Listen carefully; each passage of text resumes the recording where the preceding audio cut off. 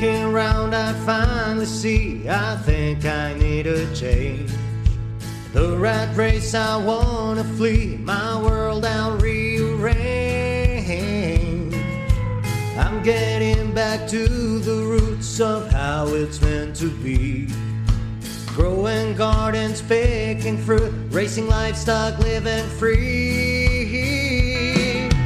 It's a modern homestead. Build a modern homestead. Hello and welcome to the Modern Homesteading Podcast. I'm your host, Harold Thornborough, joined again by Rachel Jameson. Here we are. Yeah, we Finally. survived the great sickness of 2023. We both had, you had it before me, and you had it when my wife had it a few weeks ago, like 3 weeks ago. And then you started recovering, and then I caught it from my wife, and then I got really sick for 2 weeks. And oh man, I'm still on the mend. You're still on the mend. It was horrible. Yeah, I'm still coughing, and we're gonna try our best to make it through this without coughing. But it's just going around. I keep hearing people getting it, so it must be going around because you're all the way down there and I'm all the way up here. Yeah, we're hundreds of miles apart, and it's not like we had pretty much the same thing. It's crazy. Yeah, but well, today we're going to talk about a few useful perennials that you can multiply through division, because I find that's a great way to just kind of expand your homestead. I mean, I love plants that I can divide. I mean, it's one of the reasons, and I'll mention comfrey here as one of my first ones, but it's one of the reasons I love comfrey so much, because you can take a couple plants and then have 100 plants in no time. Right. Or even things like hostas. I didn't put hostas on the list, but I mean, that was my first really experience with dividing a plant, was like hostas. You know, I'd be taking divide hostas, and we ended up with hostas all over our property. And we have the same thing. I almost added them to the list. Yeah, I did too, because they are a useful plant, and they do have a purpose in the garden. I mean, they're not just pretty plants. Yeah, you can eat them. They're great ground cover. I mean, they're a great. We could have absolutely put it on the list as a useful plant, but it was one of those first plants I had an experience like that with, and so I love plants that divide. I love perennials that you can divide and expand and just grow your homestead with them. And it's like you buy that initial batch of plants, and then from there on out, it's just free expansion and free multiplication through division. We're not math wizards, but that sounds right? It's kind of like chicken math, right? Yeah, right. But yeah, that's going to be our topic today. I think it's a good one because, I mean, we're all interested in expanding our homesteads, and it's a good way to do it. And when I think of all the things you can do cheap, this is one of those things that come to my mind. You start with a couple plants, and next thing you know, you got hundreds of these plants on your property if you want them. So we'll talk about that. But before we jump into that, let's get our homestead updates out of the way. Of course, we both got sickness on the list, but what's going on, Rachel?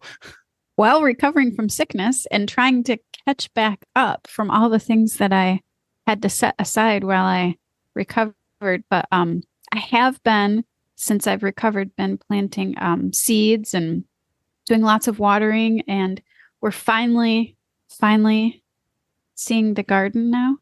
So the snow is finally starting to melt. We still have some, but it's mostly gone. But that's what I've been doing, is just trying to catch back up. I have lots and lots of seeds that I've started this year. This year I'm doing a lot of flowers, just because I decided I wanted things to look pretty. Yeah. So I'm doing a lot of flowers that I'm starting from seeds, and not just edibles, and I am also doing a lot of medicinals. So, and I'm growing a few plants for like my mom and stuff like that. So yeah. I have quite a few plants under my lights right now. Do you? Yeah, probably. I mean, several hundred.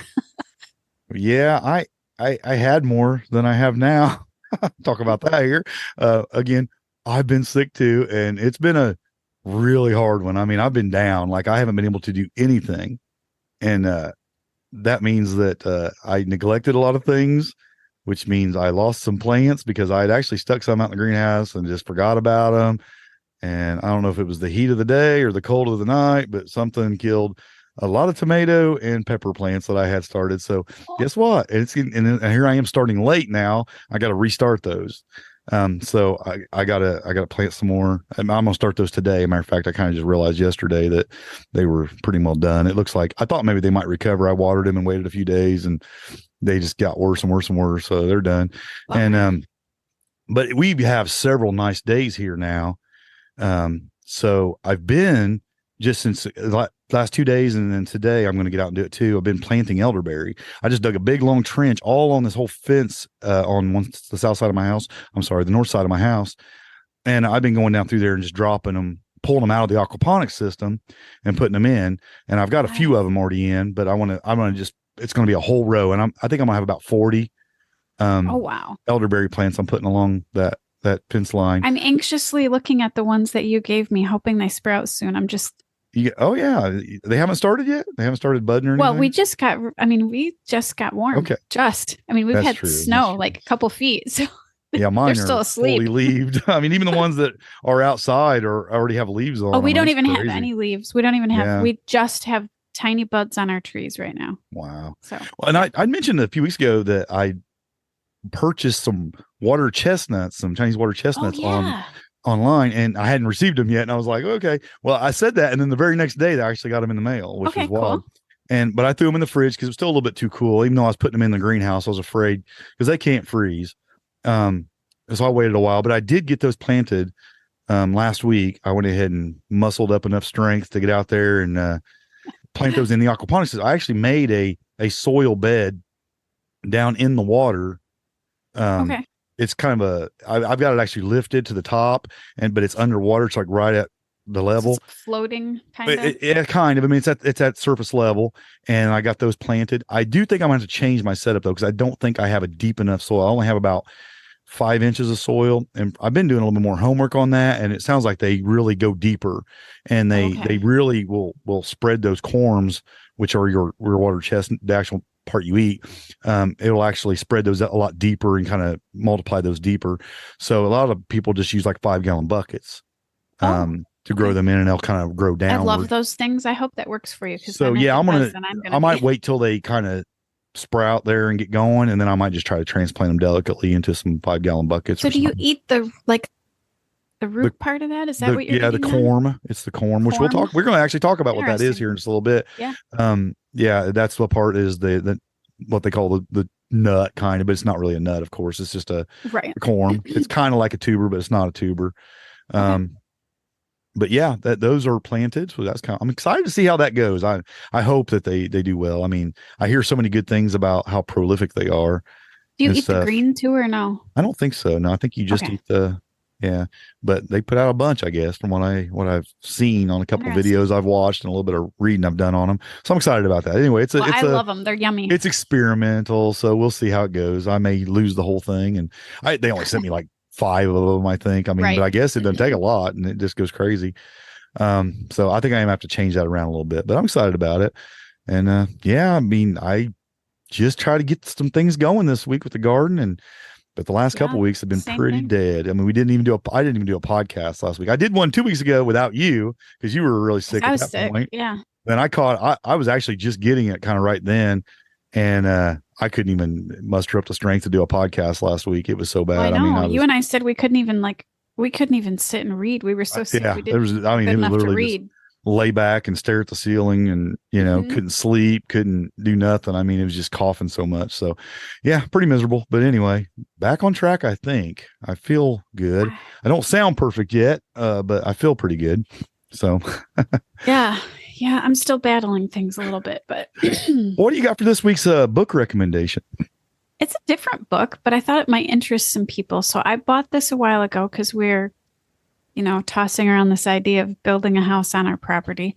It's called Movable Insulation. And I forgot the book on my bookshelf. I had it in here last week when we were going to do our podcast, and then we delayed it because of sickness. But it's an older book, not super old, but it's basically talks about insulation, and it gives several different plans and stuff like that to make insulation that you can use around the house, like insulated curtains, but not like what you buy or online or whatever, but actual, what would you call them? Shades, not that you roll down, but like almost like shutters. There we go. Okay. Shutters that you can make that are super insulated. It really helps you lower your utility bills. Okay. Either with heat, or like if you live somewhere where it's hot, or if you live somewhere where it's cold. Yeah. It's just a really interesting book. It's kind of Yeah, that's definitely different. Book. Yeah. Kind of a permaculture book, but I got it because it was a suggestion from somebody else and a bunch of people highly recommended it. So I had read it last winter and I think we're going to be reading it to you kind of think about how we're going to do this with our house. Cause one of the things we want with our house is for it to be really insulated. Yeah, sure. That sounds like a great recommendation there. I mean, that's something a little different, something we don't normally talk about, but I like it. That's well, and the nice part is you can retrofit. So if you have a house right now, you don't have to build the house. Yeah. And then use it. You can retrofit this to an old house. Hence movable insulation, the title of the book. Yeah, I like it. Yeah. Nice. Yeah, you can put it on the outside or on the inside. There's several different methods to do it and talks about all the science behind it. Cool. Great recommendation. Yeah. Well, in the spirit of kind of what we're talking about today in expanding your homestead on the cheap, I recommended the book, The Grafter's Handbook. And again, I don't, just like you, I don't have this book because I don't have the hard copy of this book because the hard copy is no longer in print. So you have to buy used copies of it, and used copies are expensive. Like they're running like $75-$80 for, it's like a 300-page book, but they're really expensive. But I put a link in for the ebook, which is what I have, and it's only like $3. You know, nice. So it's really cheap, but it's a really, really in-depth. I mean, it's kind of the manual on grafting. Called The Grafter's Handbook by R.J. Garner. The Grafter's Handbook, and it's something I bought several years ago, ran across several years ago, and ever since then I've been looking for a affordable copy of the hard copy because it has a hardback. Used books, man, every time I find one, they're like 75, 80, 90 bucks. I mean, they're never cheap. If I ever run across one for 20, 25 bucks or something, you know, I'd like to get all over it, but I ain't gonna pay 90 bucks for a book on grafting. Right. But for $90, you could print yours out. Yeah, right. And yeah, for sure. But yeah, the ebook's definitely worth having. It is definitely got some valuable information in it. If you're interested at all in learning how to graft and just having all the information there, it's one worth having because it's kind of, to me, I think it's kind of the manual on that, really, the handbook. I mean, I'm been looking around at a long time. I was thinking you were going to say it's been printed a long time ago, but it says it was 2017. What was it? Did they have a cop? They have some come out in 2017? I didn't think so. Publication date 2017. Maybe that was for the ebook. Maybe that was. Oh, you know what? I bet it was. They probably do a separate copyright on the ebook. I'm not sure, but I know the books have been around for quite a while. I'm not even sure what the actual date on the hardback is, but they're hard to find though. I know that. They're hard to find cheap anyway. You can find used copies. Obviously, I found them all over the place, eBay, everywhere. But like I said, I think the cheapest one I saw was like $75. So wow. Yeah, they're out there. But hey, you can get the ebook for $2.99 right now. It looked like on Amazon. So that was pretty good. You say it's good, so I'm sure it is. It is. It's got anything I've learned about grafting, I pretty much learned from that book. So it's good stuff. So yeah, that's my book recommendation this week, even though it's an ebook, because I really like paper books. I do. I love them. Me too. And if I could have recommended a one on this one, it would have been all about it. But yep, ebooks it has to be the way you go on this one, because unless you just got some cash laying around, you want to buy a nice used copy. But if you got that much cash laying around, you might as well just buy two and send me one too, and that'd be great. I love having a real book as well, but I do have a few books that are PDF. Yeah, I've got some good ebooks. Yeah. I tell you when I really like ebooks. I just love a good like story ebook, because I love to sit around a campfire in the summertime at night. Yes. And ebooks on my Kindle are so great to read outside because you get that backlight in the Kindle, you know, and you can just sit there and read next to a campfire or something. And it's really nice. That's when I do enjoy an ebook. Right. But I just, you look behind me, and I got shelves of books back here, and I love my books. You know, I love having an actual paper book. So anyway, that's what we have for you there. So we'll jump into our topic for the day: a few useful perennials you can multiply through division. By no means will this be an exhaustive list. We just named a few that we're kind of familiar with, that I find like they're great plants to have on the homestead, and there are a bunch more that are great plants also to have.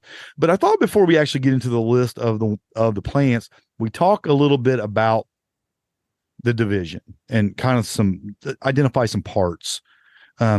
And it helps you kind of understand the division process. So you'll hear the term crown a lot.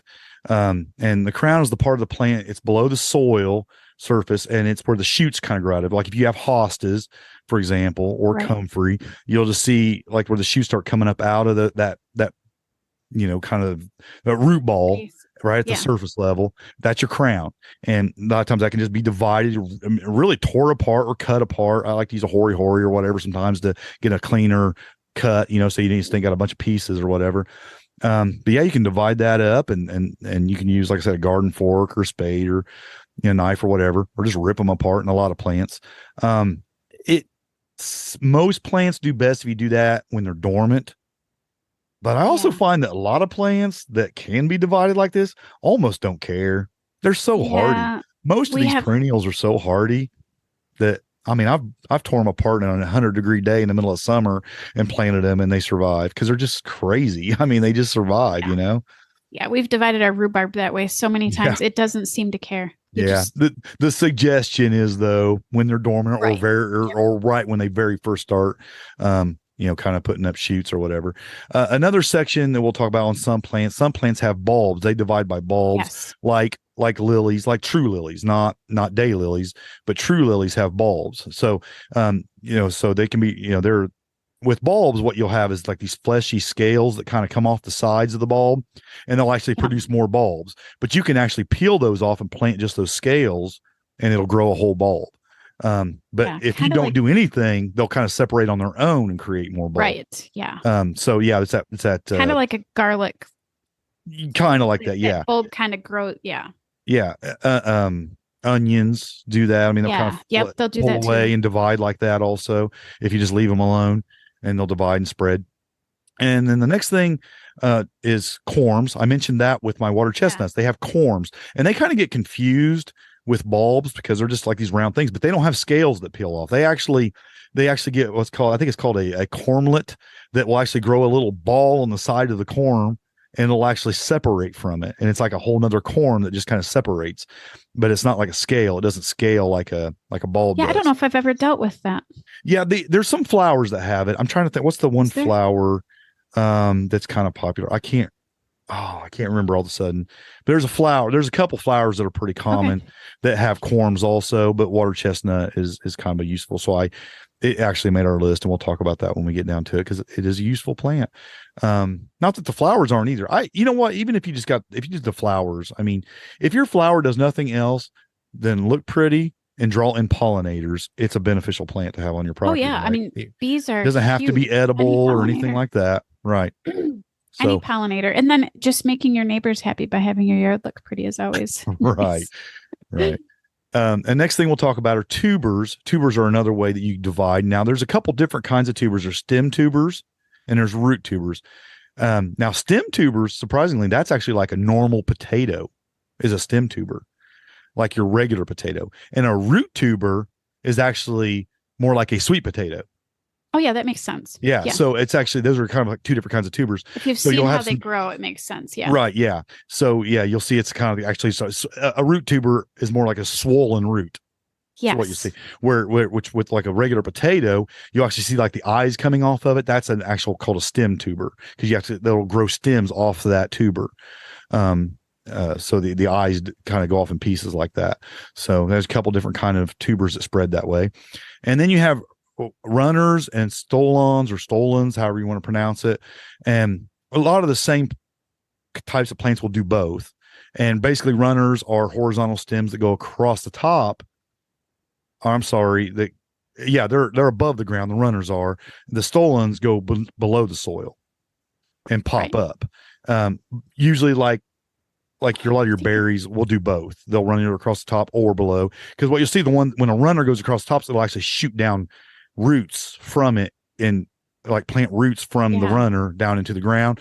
But then the stolons will go under the ground, and you'll see like things pop up. You'll see a whole nother plant pop up 2-3 feet away from your plant. That's because a stolon went under the ground.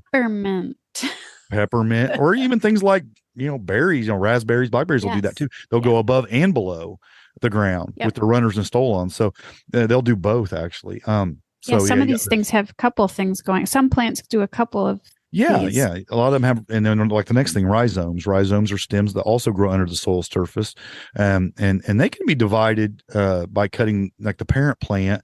Kind of like you pull apart a crown. You just kind of pull it apart, and it Right. will bring parts of the sections of that rhizome with it. And again, some plants can have both tubers and rhizomes, crowns and rhizomes. I mean, they'll have multiple things, multiple ways they divide. One I'm thinking of that made the list is the Jerusalem artichokes. It's got both tubers and Yes, rhizomes, for sure. and they'll Yeah. divide, and you'll get pieces of both when you divide them. So yeah, that's how. Yeah, and if you pull one up and you leave part of it in the ground, it will grow back. Right.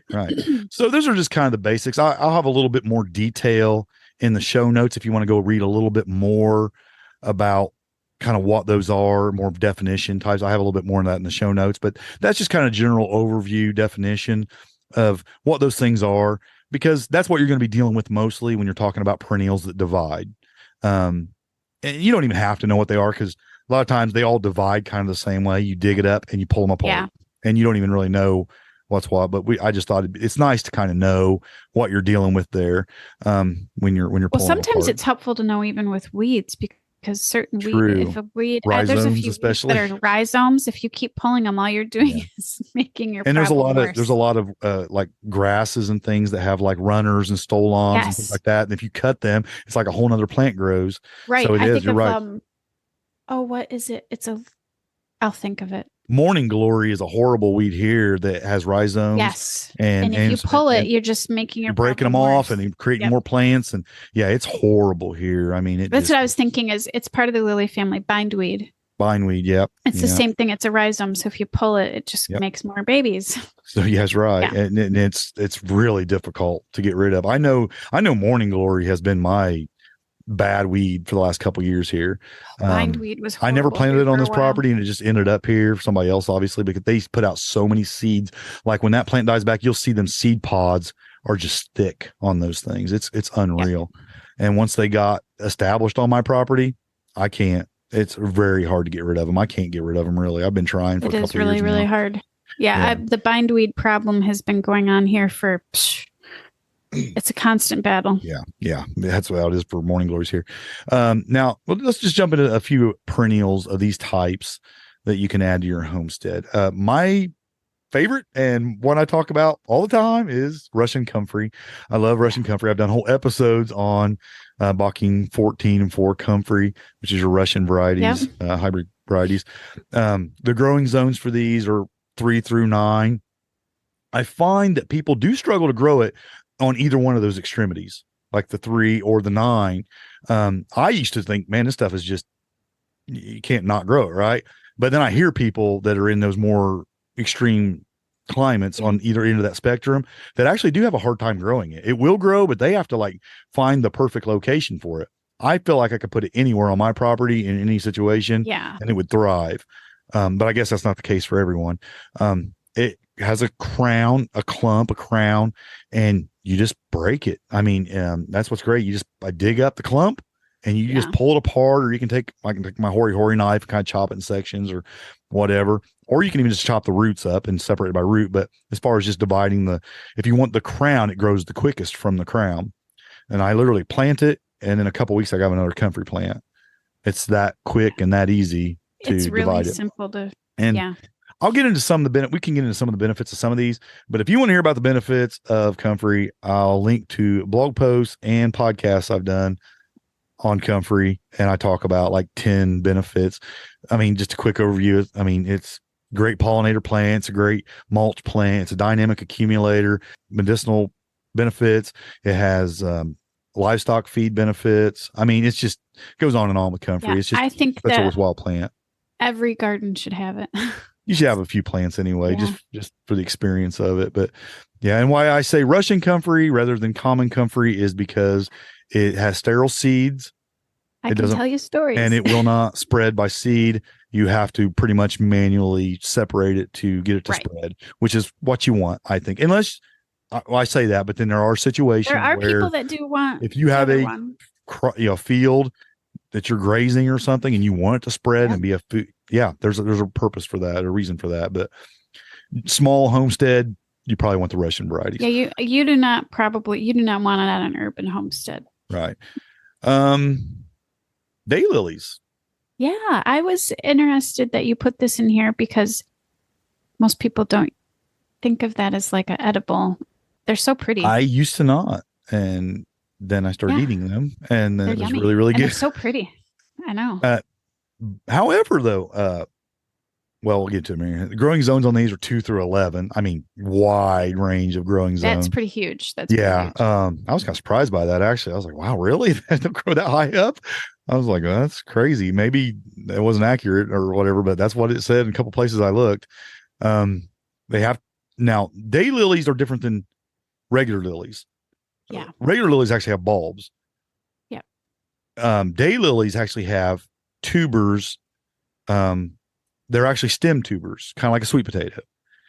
And what's fascinating about those is those are actually edible. Now, I say this with some care because there are some lilies that aren't edible, that are toxic. Know what you got. Know that they're edible before you try to eat them.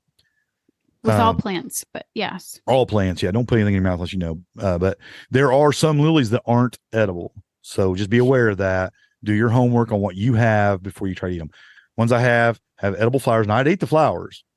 Yeah.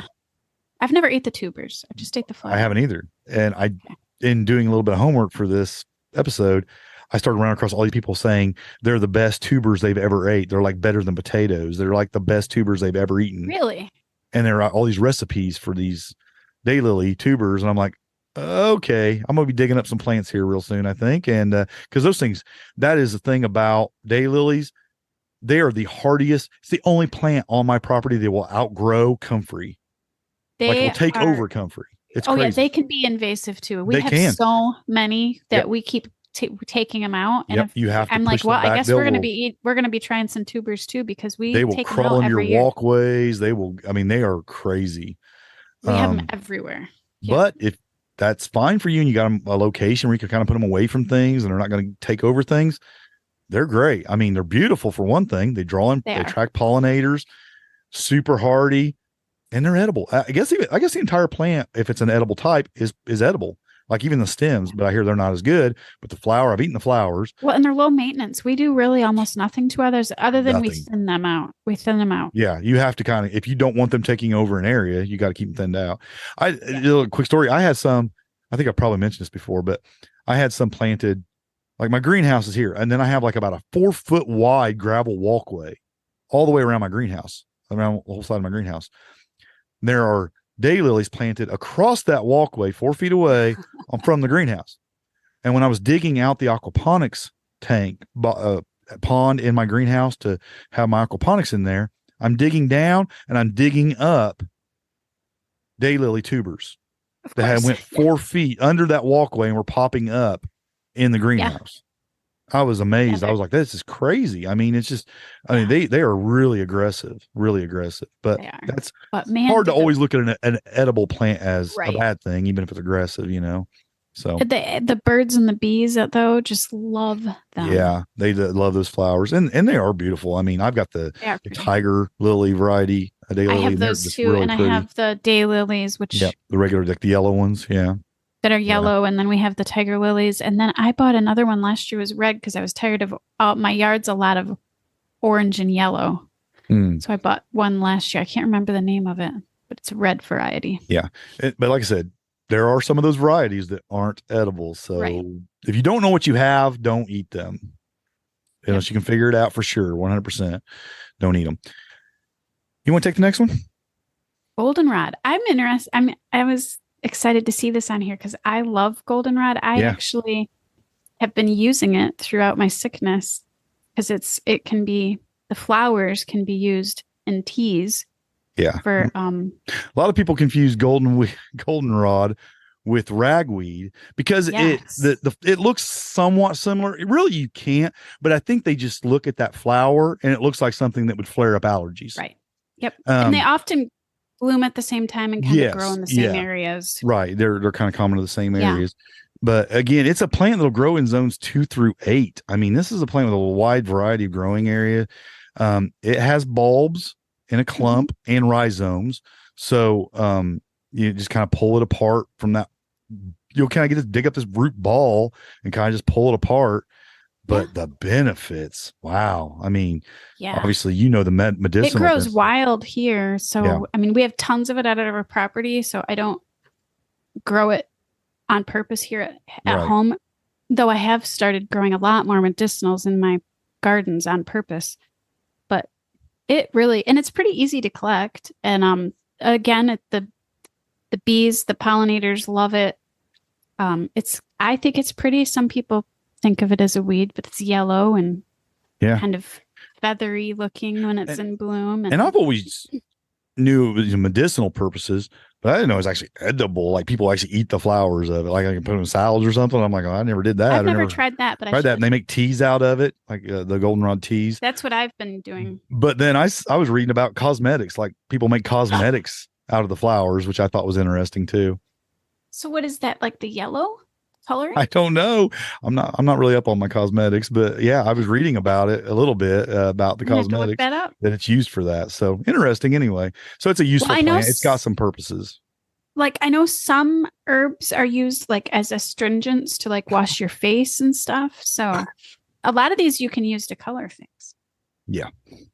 Yeah. I didn't know if maybe that's what it was mostly for, was the coloring of it, or if it was actually just more of a health benefit to cosmetics maybe, or something. I don't know. So this next one, yarrow. Yeah, we've talked about that quite a bit. I actually am growing several different colors this year. I'm starting some because I'm formulating my fruit tree guilds. Yeah. And I wanted it in there. And so I'm interested to hear what you have to say about it. Are you just growing the yellow variety? I just have the yellow. Yeah, that's all I've read that one's the most beneficial one. Yeah, and I've only actually had it for a couple years on the property. Same. And I've got it in one bed, and I've started working it into the last year. I put a couple plants around my apple trees, particularly. I put them in my apple tree guilds. Yeah. That's where I was wanting to put them, was in my apple tree guilds. And it also has some medicinal properties, which for some reason I cannot remember what they are at the moment. But it was your addition, so maybe you remember. Yeah, well, I just know it has a lot of medicinal. People can dig into their homework on that and see what all you can use it for. But it is a pretty common plant for its medicinal purposes. Grows in zones 3 through 9, so most listeners of this podcast are probably going to be able to grow it. It's a dynamic accumulator, which is fascinating, kind of like comfrey. That is cool. Yeah, and it attracts pollinators and other beneficial insects like predatory wasps and things like that, ladybugs. Oh, nice. It brings in a few other insects as well. So it's just a great plant. That's why it's really, really good. And I hear especially in apple tree guilds, it's like one that a lot of people like to add to their apple tree guilds. So yeah, I think it had, if I'm remembering properly, but people will have to look it up. It had something to do with not only it attracted bugs and stuff that were helpful to the tree. Yeah. And helping battle. Well, I mean, just bringing in, say, ladybugs, of course, that can take care of aphids. And then you got your predatory wasps, which take care of a lot of your caterpillars that do damage to fruit trees and things. So especially apple trees. Yeah. So it's really good for that. And it separates in a crown, kind of like all these other plants we're talking about. It just pulls apart. You let it grow, let it establish. It's one you don't want to over divide, because you can hurt this plant if you try to over divide it. You do want to wait till it's well established and healthy before you start trying to divide it. But I hear like 3 years, like every 3 years you can divide it, I think is what I was reading, that it's pretty healthy to do that for the plant, even to kind of divide it and separate it and get it and kind of thin it out a little bit. So yeah, it's one that you can definitely add and expand on your homestead, just starting with a few plants. So lamb's ear. You ever growing lamb's ear? I've never grown it purposefully, but it grows here. Does it grow there? See, I've actually grew it in some pots here. I didn't plant it directly in the ground, which I wish I would have, because like I said, I didn't really maintain it in the pots, so it didn't turn into a perennial on my property. But I do want to add it as a perennial on my property, because it is a beautiful leafy plant. I mean, it's a really pretty plant, and it has that crown clump, and it will expand, and you can kind of just pull it apart and expand it. And it's a great ground cover. It has medicinal purposes. Grows in grow zones 4 through 9, so nice little area there. It'll grow in, and everybody's always fascinated by the traditional use of lamb's ear, and that as toilet paper. That's like the winner for 2020s. Yeah, Is right. I anything mean, you it, can use it, for it toilet traditionally it was used that way. People would grow it and use it as toilet paper because it's a really soft. super soft leaf, and it's just a pretty it's a pretty plant. And like I said, it's a great one to have around. I don't know what the medicinal purposes. I was reading a little bit about it. I didn't get into it. I probably should have got into more on the medicinal. I just put down these plants are medicinal because they do have medicinal Right. qualities, but I'm not real sure what all of them are. But Right. Well, and it's always definitely best dive for into that. people to do that Yeah, dive research. into that yourself and kind of learn more about that. And then the next one I grow tons of around here because once you establish it, you're going to have tons of it around your place, right? Catmint. I don't grow that one. I'm gonna have to. Really, my Yeah. daughter actually bought me some of that in a pot one time, and I planted it in my garden, and now I have several clumps of it around my homestead. Mint, right? But it's great. I love it. It's a beautiful plant. It's got real pretty flowers on it. It's like it just turns into a big bush, and it looks really nice. And then you can just divide that bush up. Matter of fact, last year I have two guilds I planted kind of in the front of my property. And I put one in each one of those guilds up there last year, and they just creates a really beautiful clump, and it doesn't spread like spearmint, for example. It doesn't just like take over like that. It kind of stays in a clump. Now it will put off seeds, I guess, and kind of expand that way. Well, that's good. It's not quite as invasive, but it doesn't seem as invasive. I've had to manually move it, divide it and put it where I wanted it, and it just makes like a bush, like this real pretty bush, and it's a beautiful plant. Growing zones 3 through 8. It's very tolerant. Like I don't water it. I don't care for it. I don't do anything for it. It just grows. It does well. When you divide it, it takes off really well. It doesn't need really help or anything. It is edible. You can use it for like teas and things like that. It attracts some pollinators and it deters, I think more importantly, it deters a lot of pests because it's in the mint family and it will deter a lot of things. So it's good. And even more so, I think it's more of a masking plant. It will hide the sense of the things around it that will draw in bugs, which is probably even better. Yeah, I think we often skip over that as an important part of having plants is also to deter the insects or mask things. Yeah, right. So it's one that works really well for that. Bee balm is another one. And it's in the mint family as well. So anything in the mint family obviously does really well. Now this grows by rhizome, so this will spread on its own. Yep. So it is one that you want to try to maybe control, or it might be good to grow in pots and then just multiply it to other pots and put it in another pot and divide it and keep growing it in pots maybe. But it will grow in a perennial way from zones 3 through 9. So that's really good. But if you have an area away from things, you just want to let it go crazy, it will. Smells great. It does have culinary uses. It has medicinal uses. It attracts pollinators because it's a mint. I think it does some deterring of pests as well, masking and things like that. Just a great plant, pretty plant to have on your property.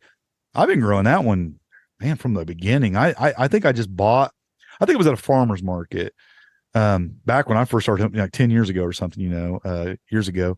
And I picked up, somebody had some growing in a little, they were just had some seed starts of some herbs. And, I picked up one or two of those, plopped them in a pot, and I've been growing it ever since. And I have some kind of here and there, doing pretty well. Yeah. We killed ours 2 years ago. So I'm trying to start it again. I killed it. It's pretty hard to kill them, but we actually dug it up and ran it over with the tractor on accident, thinking it was something else. So that will kill it. Yeah. I love it. And I love it so much that I'm starting several this year. Yeah. Hopefully. One that most people are common with that you can divide the clump on is rhubarb. And it's a very beneficial plant, not just because of the edible stalks, but it actually has a lot of other purposes as well. It'll grow in zones 3 through 8. It does create a crown, but that crown, I guess, is made up of rhizomes. It's a rhizome plant. The stalks are great. I'm a rhubarb fan. I could just sit and eat raw rhubarb stalks. I love it. Raw. Love it. Wow. But it's really good in a pie. It's like my favorite pie is strawberry rhubarb pie. I grow rhubarb because strawberries, when I was picking strawberries somewhere else, it's really expensive to get organic strawberries. So when you mix the strawberry rhubarb, you get a little bit more out of fruit. But I love it because it's pretty. It is. It's really nice. Beautiful. Got them gigantic leaves. It's just a really pretty plant to have in your garden. I really like using it in guilds as well because it's a dynamic accumulator. So you're eating the stalks, but you can't eat the leaves. Are actually toxic. So you can break the leaves off, throw them down, let them just be a good mulch cover, a chop and drop for your garden, and they work well for that. And they're, like I said, these huge leaves, so they actually create a good amount of ground cover as well, which helps just kind of keep grass and things like that out of your guilds, right out of your garden, around your edges or whatever. Great plant. Gets huge. I mean, there's people, I've seen some gigantic rhubarb. Have you seen plant. that picture of me holding the leaf? It's literally mine. Oh, I don't think I have seen that. Mine get my rhubarb gets like 2 to 3 feet tall. People have asked me what variety I have. I have no idea. Somebody gave me some years ago, and we just keep dividing it. And that's a great thing about rhubarb. People divide it, and you just get a free start of a big rhubarb. Yeah, clump, I have no idea, but my leaves get huge, just huge. It's crazy. But I do that. I chop and drop it. But I have not done this. But you can make an insecticide out of the leaves. Really? Yeah, I think I have read that before. Maybe I've even mentioned that before. I tend to not use a lot of that, even if it's natural. It's a good chop and drop. I just like just dropping around things because it's like, and I have mine by my apple trees.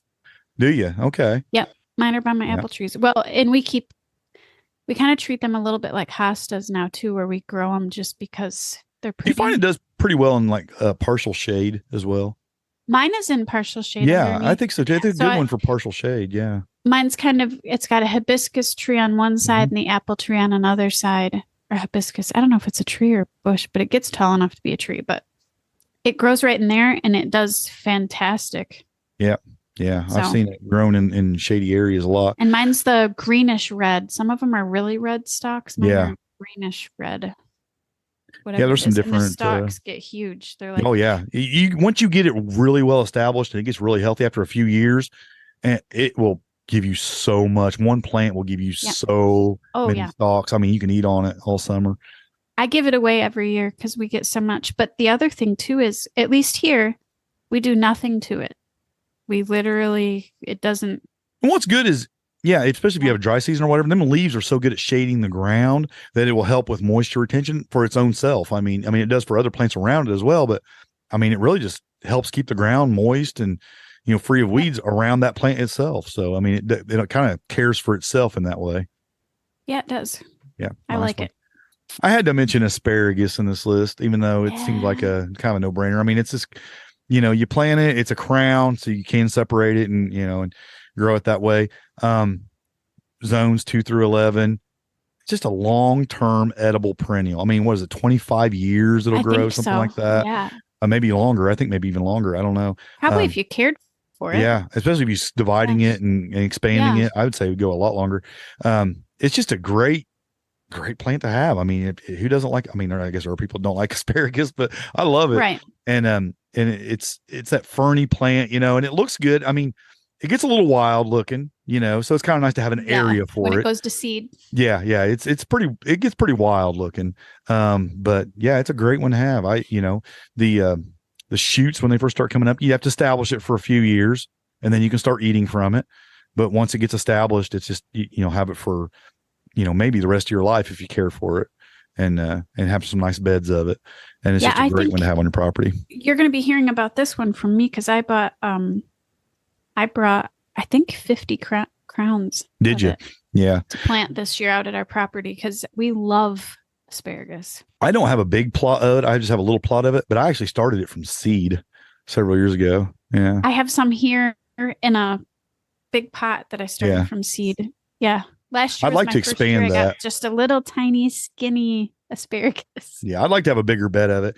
But when you're limited on space, it's one of them plants when it does go to see when it gets big, when it ferns up and gets big, it's a big plant. It takes up a lot of space and it can shade out things around 4 it. 4 feet. Yeah. And it'll shade out things around it pretty good. So it's like you kind of have to have its own little private space, really. Right. Well, and it's permanent. So it stays in that space. Yeah. Wherever you put it, that's where it's at. So yeah, but it's a great one. And I think everybody should try to have at least if nothing else, just like a big planter of it or something. I don't know, just some, have some growing on your property. It's really beneficial. Of course, we can't mention, these type of plants without thinking about strawberries, right? Right. And you can have a nice little strawberry patch and forever expand off of that. They send out runners. They actually send out runners so well. I have them popping up in my gravel walkway around my around my strawberry patch. I have one of those strawberry planters that's ceramic with the several holes. My daughter made it in pottery class. I had that send out a runner and actually plant a runner in another pot nearby. Yeah, and they do. The runners go down, they'll send down roots, and it'll establish a whole nother bed even. I mean, I've had them jump over, pretty big areas and spread out. It's a kind of an amazing plant, really, because most people don't let it go like that. Everybody kind of contains them or whatever, but they will spread, and you can spread, you can take them and spread them. And as soon as they establish, get some roots, take them and put them where you want them. And you do have to, I find when I'm maintaining strawberries, it's actually good to take your older ones and get them out of there and let the new ones kind of plant, because they'll actually produce a lot more fruit. The younger ones will. So I kind of always thin mine out, look for dead kind of ones that starting to die or whatever, and pull them out. And I've actually turned runners and kind of kept them turned back into the bed a little bit, Yeah. We're kind of working. I've seen where people use a method where they have a plant that's putting out runners, and they put a bunch of little pots around it, and they put the runners in there until they get roots on them, and then they cut those and plant them somewhere else. That would work really well. And then you can just take those and plant them where you want them to start other beds.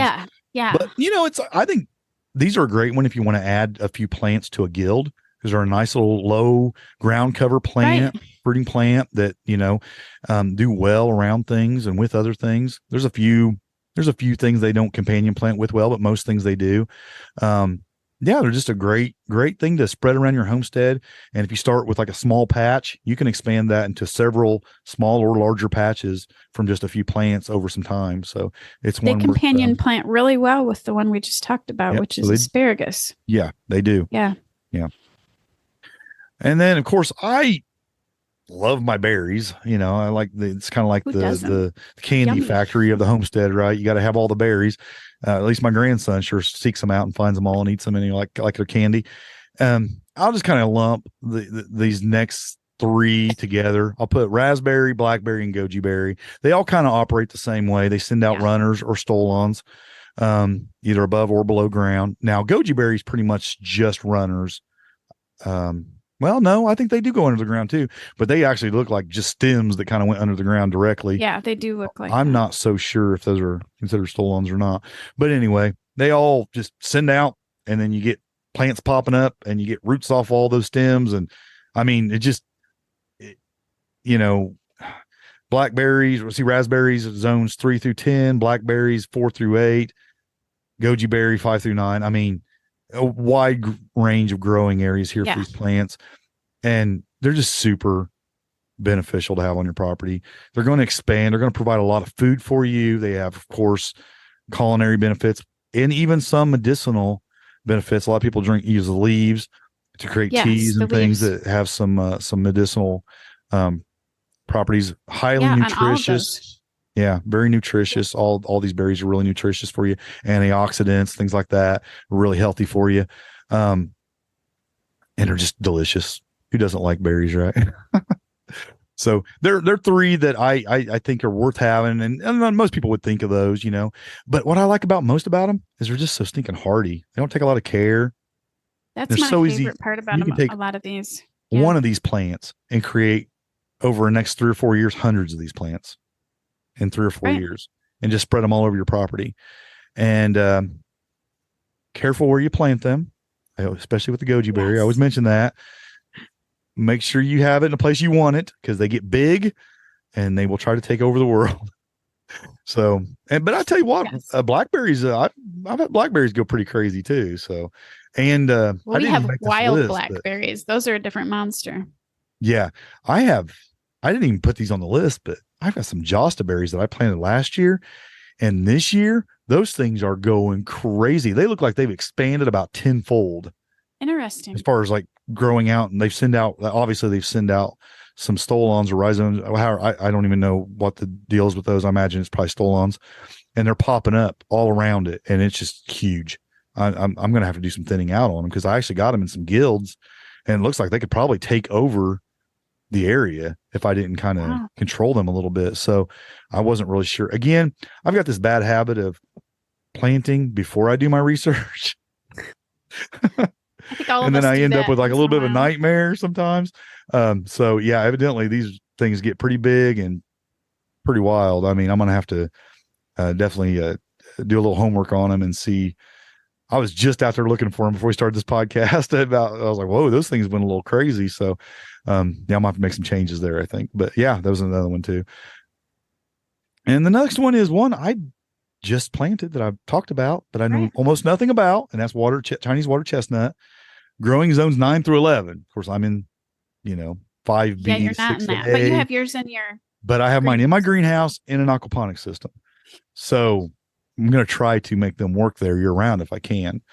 We're going to see. I don't know. These spread by corms. I mentioned that earlier. They looks like a bulb, but it's not a bulb, and it puts off. And each corm is basically the part you eat on these, and then you obviously have to save some back to replant if you're going to take them out. Now, see, here's the thing: if you're not in those growing zones, you can remove them, refrigerate them, and save them, and put them back in the spring. So there's ways you can grow them, but if you want to grow them as a perennial, 9 through 11, or you have to create a microclimate like a greenhouse. But anyway, they spread by corms. Benefits, from what I understand, they're just crazy prolific, like nothing outdoes them, period.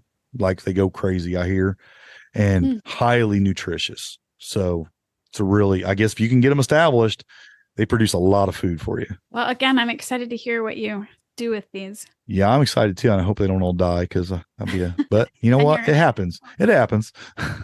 Well, we all have experiments going, after you've been gardening for a while, you do start to do some experiments. I have some of my own going on. So if you don't, it gets boring, right? You have to. Right. Yeah. I'll let you talk about the next one. You've grown them and I've grown them. I have Jerusalem artichokes. Those grow from zones 3 to 8. And they are a tuber or a rhizome. It's kind of like with rhizomes, if they break when you're trying to remove them from the ground, you've made another baby. Yep. And but the tuber on these can get fairly big, and they're kind of like people use them as a potato substitute. But they also have a really pretty yellow, or mine are yellow, the flowers that come off the top. Yeah. What is it they contain that can give you, it causes people to get gassy, basically. It causes some inulin. The inulin. Inulin, yeah. Inulin? I might be saying the word wrong. Inulin or inulin. It's the same thing that chicory has. It can make you a little bit gassy. It can cause, some people it affects, some people it doesn't. It's like a prebiotic. And some people say if you ferment the tubers, it helps with that. Yeah. I haven't tried that yet. I'm going to try it. We have ate them fermented. Yeah. And did it help her? I think so. Yeah, I think so. Yeah. But they're prolific. They're prolific. And animals can eat them too. So a lot of people will plant them in fields, and pigs will go through and eat them. And they attract a lot of pollinators, like I said, because mine get pretty tall. I think part of it is they're more in a shady spot. So mine will get between 5 and 7 feet. They're in the sunflower family. So they look a little like a sunflower. They're just small, like a small sunflower. Smaller head. Yep. Yeah. So they attract a lot of things. Yeah. They're super easy to grow. They're super easy to divide. Again, all you have to do is have that tuber. They're kind of considered like this ultimate prepper food, because once you plant them and they're established, it's like you got food year round. You just don't have to restore them. You can actually just go out in the wintertime and dig them up and eat them. I mean, people do that. If the ground isn't completely frozen, they can go out and dig them up in the middle of winter and have the tubers and let them just kind of store out there. And people consider them like a prepper food. Again, it's another one of those where wherever you put it, make sure you want it, because you're probably never going to get it back out. But I hear they're pretty high calorie food too. I'm not sure. But like I said, wherever you plant them, they will, because ours have traveled under a retaining wall and out into a walkway. Yep. Even though I thought I had them contained. So wherever you put them, but they're really pretty. They're edible. So definitely. How I got rid of them. I mean, I had them at one point, but how I got rid of them was, I didn't purposely get rid of them. I built where I had them. I built a my rabbitry over the top of I actually put a roof over it, that area. No more So sun. of course I didn't, and I didn't worry about transplant. There's probably tubers in the ground in that rabbitry in the dormant. Yeah. Yeah, just dormant back there. I could probably dig them up and plant them somewhere else. I wouldn't doubt. But yeah, I had them for a while. I need to get some more going because I did like them, but I really just kind of struggle with where I would put them, where I could kind of control them and they wouldn't be in the way. It's kind of how I feel about like the asparagus. It's like I want them, but when you're limited on space, you kind of got it. These are a big plant. They take up a lot of space. They can spread really easy. So you got to be careful where you put them. So it's kind of one of those things for me. That's why we've never had asparagus here because our options are so limited on a small piece of property. I didn't have a permanent place to dedicate for 25 years. Yeah. Now you added this next one, Russian sage. Now, is that different than just like regular sage or what's it is? It looks a lot. I don't even I grow sage, really even but I don't why know. It's called sage because it's the flowers that are edible. Okay. Yeah, I don't grow this. Yeah. And they grow really tall. They look a lot like, say, a lavender, but they're quite a bit taller. They get like 3 to 4 feet, depending on the variety. There's a few varieties. I think there's 3 varieties, but they grow from zone 4 to 9. And they have runners, but they actually divide better from the crown. Yeah. And they say that it's better to divide them like every 5 to 6 years just to keep the plant healthier. And but the plant is part of the mint family, even though it says sage. You know how they use these words sometimes loosely when they name things. Yep. So it can be a little bit like mint is, it can be a little bit invasive. Okay. But yeah, it's the flower that is edible, and people also use it for dye. Okay. Like how do you eat the flower? Do you just eat it raw, or do you cook it, or you can eat it raw? Okay. Or you can cook it. But a lot of times people put it in salads, and it attracts pollinators. And I didn't really get into a lot of the medicinal just because. Yeah, that's kind of fun. If it does have medicinal qualities, I just put down medicinal. It does have some. Yeah. So you're gonna have to look it up. But how big does that get? Is it like it gets pretty tall? It gets like does it get wide also? Or? It will. Okay. Yeah. So wherever you put it, it looks a lot like a lavender plant. In fact, many years ago, I was at somebody's house and the person before them had planted things. And I thought it was lavender. And I'm like, where did you get such huge lavender? And now I'm realizing it was the Russian sage. It looks similar, but not exactly. It's got those olive colored green leaves and it's the flowers that are edible. And they grow off of last year's wood. Or not last year's wood. I might be getting that wrong. You prune them back in the spring. And that's where the blooms will come off. Nice. I'll have to look into that a little bit more. That sounds interesting. I'm going to be looking into it to grow some because I like that idea. Yeah, that sounds. And I love some taller plants for stuff like that, especially like a guild or something. Yeah, I love the tall plants too. I mean, it just separates things because we have so many of these low, under 2 feet plants that. Yes. It is nice to get that vertical thing going on in your garden just sporadically. It really just changes the whole look of your garden. I like that. Low, tall. I mean, have it all over the place. There's one breed that grows a little bit stiffer and a little bit shorter, and they say that one might be the one you would want to plant. The other ones you might have to prop up a little bit because they get so tall they kind of trellis them up a little bit, or something. Yeah, nice. Yeah. So, and then another one I added was horseradish to this. Yeah. I used some horseradish I tried everything when I was busy coughing the last few weeks. So I tried some horseradish even. But horseradish is a perennial, and it is one of those perennials that people also say once you get it, it's pretty hard to kill. Mm-hmm. And that grows from zones 3 to 10. And it's a crown, but it's just this big, huge root that gets real big and thick. And what my experience is, though, when you separate it, though, it has these like long roots in the crown that kind of grow down to the big root, and you can kind of pull those apart and establish a whole new plant off the crown. Yeah. Is that how you kind of seen it? Yeah. That's how I've seen it done too. Yeah. And it's just lots of people like it culinary. A little goes a long way, but people like to use it for culinary. A lot of sauces and stuff have a little bit of horseradish in them. and then as a repellent for animals, which you can understand why, because it's definitely a strong definitely smell. strong. So it can be used as a repellent for certain I would say animals. you either like it or you hate it. There's probably no in between. Right. Yeah. Yeah, I'm not a huge fan of it, but I like a little here and there. Yeah. You have to go little. Yeah, because you can't go a very lot. little. Like a lot of people will use it in a shrimp sauce with like a tomato base. Did not help me stop coughing. So in other words, you don't have to grow a lot of it, but if you want a lot of it, and it's a pretty plant too. I think it's a pretty plant. It is pretty. So the it's nice part that's to above ground is real pretty. Yeah, it's good to have it. And it's one that, you could just put here and there and it just makes a nice little different look to your garden here and there. It's just a nice one to add into a guild here or just maybe in a pot over there or whatever. I mean, you could just you could use it in different ways as far as the layout, landscaping of your property. Yeah, if all you ever use it is just as a deterrent, especially for some of these things like rabbits and deer that can just decimate trees and fruit guilds. Yeah. Yeah. I feel like it's worth it to divide it and put it into your guilds.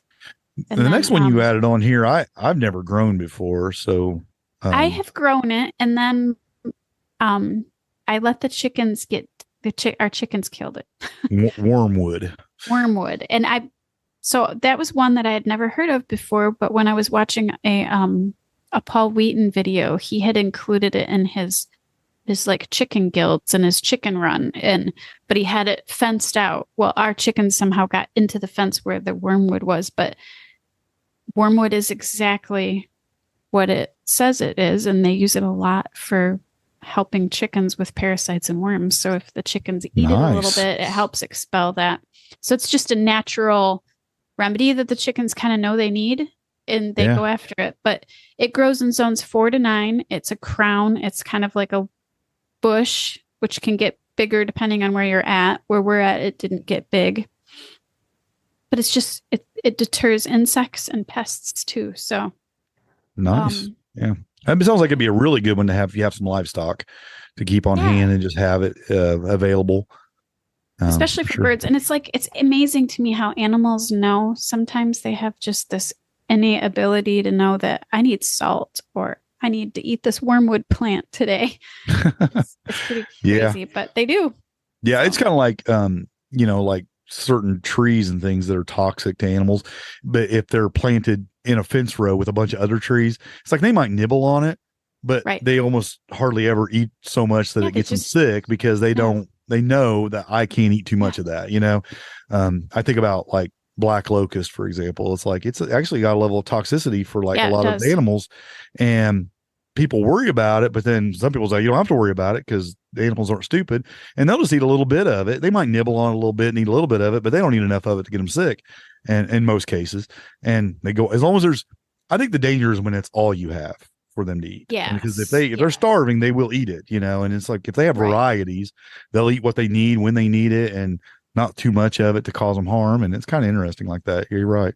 It is amazing. We had, along our chicken run, we have this for our house anyways, it's kind of an invasive species. We have lily of the valley, and that stuff just goes bonkers. Where our battle in our garden is against lily of the valley and wild violets. They just encroach constantly. We're constantly trying to dig them out. Well, the chickens had a run right next to them, and the lily of the valley is pretty toxic. The chickens never touched it, even though they could get to it. They just knew. Yeah, they never touched it. They just knew. Wow. Yep. It's pretty crazy. Now, the next one you got on here, I grow, and a lot of people grow it as a flower, and they're probably it's echinacea, but it's also known as it's coneflower, isn't it? And people just plant it as a as part of their landscaping.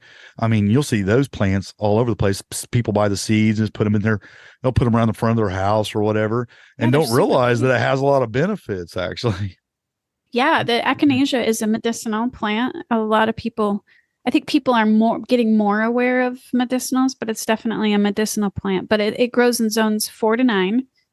Even here, as far north as I am, mine is perennial, so it just keeps coming back. I have the purple coneflower. Yep, that's what I have right now. I just started some yellow because I wanted. I don't think I've ever seen yellow. Yeah, I got it from Baker Creek. But they collect pollinators and they attract birds.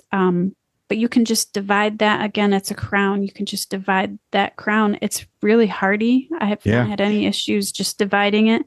It puts out seeds too. So if you wanted to establish more, it puts out quite a bit of seeds. In fact, mine's, I think, duplicated itself that way. It might even be the better way than to spread it other than crown, but it does separate by the crown as well. You can pull them apart and replant them and so they to me are a great plant to have around. I cannot remember what parts of it are the medicinal parts, so I'm gonna leave people to look that again up, just we're putting medicinal, well, we're not herbalists, so you know, and you know, we read up on it, says he's got these medicinal properties, but to go through the list and talk in depth about it's just not where I'm at. But you know, I think at some point I'd like to be there, so it's great to have these things on my property. So when it's time to really dig in and figure out what you're looking for after the sickness I've been going through, I might be looking more into herbal stuff. For sure. I took my fair share of them, but so I mean, you know, and with us, we both desire to be more herbally minded and more naturally minded, but because neither one of us are really knowledgeable and not doctors, it's better if people just look up a lot of this themselves and then be proactive and careful. So be responsible for yourself. Responsible, yes. And the next one is chives. I love chives. I love them. They're pretty. I just think they're the cutest little plant. Mine have like little purple, I don't know, like explosions. They look like fireworks, little balls on the top of them. And then that's one of the first things that comes up in my garden every year. In fact, that's what's up right now. One of the few things besides my garlic being up a couple inches is the chives have started to come up. I like them in guilds just because of their ability to, I mean, they obviously put off a strong scent. So they have that same kind of like onion and garlic type quality to them, where they're going to bring in certain things, but drive away certain things too, which I like. Yeah. So. Most of these plants just have multi-purposes. They're edible, they're medicinal, they deter animals, but they also bring in certain animals, because these deter some animals, but the bees love the flowers when they flower. And but they're little tiny bulbs under there, but they just kind of multiply on their own over and over again. Or you can dig them up and relocate them and spread them that way. That's what we're kind of talking about, the division. Yeah, so you could just interplant them all over in your garden. You could put them in your fruit tree guilds. Because again, I mean, I actually feel like maybe it's just because it's newer to me with the fruit trees, but I feel like fruit trees need a little bit more care than the plants have in my garden with pests and bugs and worms and feel the same way. Mildews and just all the things that can go wrong with a fruit tree. So anything you can plant to support that, I think, is really helpful. I just like chives because I like chop them up and drop them in some dishes I'm cooking up because they're really, really good. They're great on your potatoes when you grow your potatoes. Yeah. I wonder if they would be good with your Jerusalem artichokes. They might be. I like tossing them in some some pasta dishes and stuff and things like that. Really good. Yeah. I mean, just good stuff. Yeah. So, I mean, all these, I have a lot of qualities and we could have mentioned, and that's the conclusion of our list, but we could have mentioned there's tons more. I mean, we mentioned a couple more just on accident, but there's so many great perennials that divide that you can just add to your homestead. And, you know, I hear people talking about how expensive gardening is and how it costs you a lot of money to expand and grow guilds and put in food forests and whatnot. And you might have to make it. You may not even have to make initial expenses. You might just find a buddy who's growing some of this stuff and go get a divide off of them, bring it to your homestead. You know what? There's several things on my homestead I never purchased. I just had people give me. Same here. My blackberries, my thornless blackberries, somebody gave me. Yeah. My rhubarb somebody gave me. I have so many plants. And that's the fun part about that is you can have like a exchange, like you could meet together as a group of people and exchange plants or exchange seeds, kind of like seed exchanges. But the fun part for me is I remember my friend that gave me the blackberries. So I always remember who those came from. And the person that gave me the rhubarb, I always remember. It's just those memories too. So it creates this community too. We have all this, and that's even before I was actually homesteading for food stuff. We did that with a lot of flowers and things. You know, we get bulbs or whatever from other people or pieces of the crowns. That's we got like 5-6 varieties of hostas on this property, and every one of them came from friends. We never bought a hosta plant, and we've got them all over the place. You know, the lilies that are on our property, those came from another friend. I mean, it was just things, you know, that just been given to us over the years, and it does take a little bit of time because you're waiting for that stuff to get established. Then you can expand it, you know, and divide it and move it, and some things are quicker than others, but it doesn't have to be expensive. I mean, it really doesn't. I mean, that's why I love about this kind of stuff, you know, and I love things that you can, and we maybe do another list here soon on things that you propagate from the cuttings, you know, perennials that you can propagate from cuttings.